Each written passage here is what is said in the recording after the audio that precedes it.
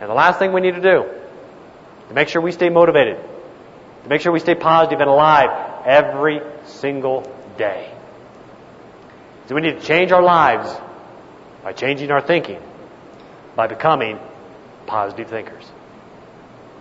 And what exactly is a positive thinker? Well, a positive thinker is simply an individual who always strives to look for the best in themselves, all people, and in all situations.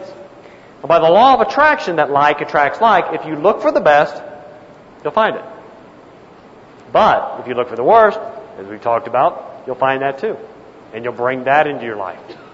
You see, it was Dr. Norman Vincent Peale, the contemporary father of positive thinking himself, who said any fact facing us is not as important as our attitude toward it, for that determines our success or failure. You see, there are good points and bad points to every situation.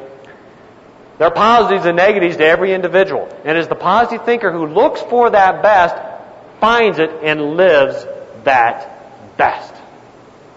But does positive thinking always work? Does it always work? For example, does positive thinking work in mathematics? 2 plus 2 equals 4, whether you think negatively or positively. That's true. But can it help you be more effective in things such as math? Yeah. Let me tell you a story. When George Danzig was a senior in college, actually, it was during the Great Depression. It was about a week before graduation.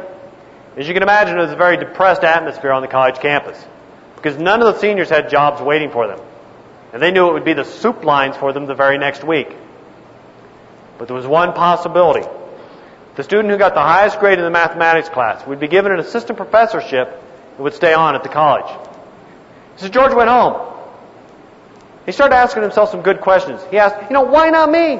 Why not me? I have as much talent as anyone else here. I have as much knowledge as anyone else here. Why not me? So he got to work. And he studied so hard and so long that on the day of the exam, he was running late. Not a good start for George. When he finally got to the classroom where the test was being administered, he was handed his test paper. There were 8 problems on it. He solved all 8 of them.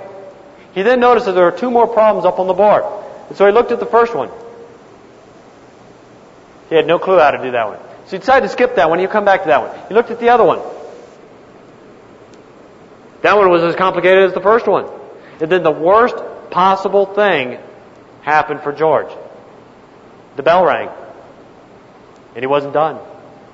Out of desperation, he walked up to his professor and said, Professor, can I have a little more time? Sure, George. But your test must be on my desk no later than 4 o'clock this Friday afternoon. So George went home. And he started to work on those 2 problems. And he worked, and he worked, and he worked. And he finally solved one of them.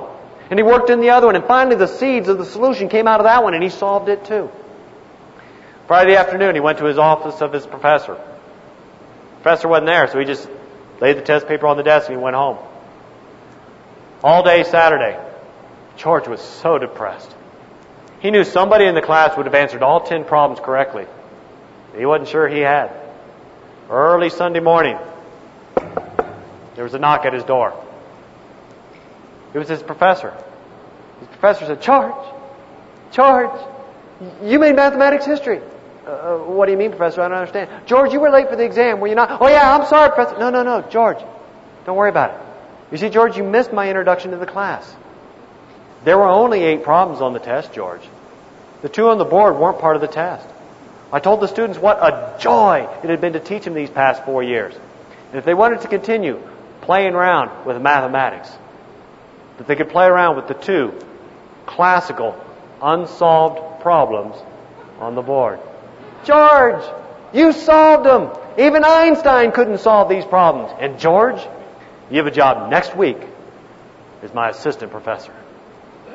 Positive thinking does work in mathematics and in everything in your life. Positive thinking won't help you do anything, but it will help you do everything better than if you thought negatively about it.